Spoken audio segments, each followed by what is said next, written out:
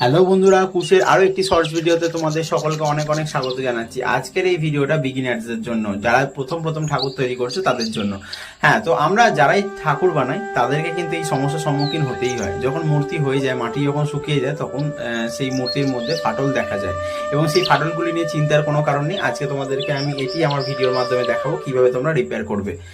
তো প্রথমেই দেখলে তোমরা ফাট ধরেছে, এই ফাটের মধ্যে আমি বেলে মাটি ভালো করে দেখো, এই দেখো দেখতে পেলে রিফিল করে নিলাম ব্যাপারটা, ফাটা জায়গাগুলোকে নেওয়ার পর একটা কাপড় দিয়ে সেটাকে সুন্দরভাবে ঘষে নিলাম, প্লেন করে নিলাম।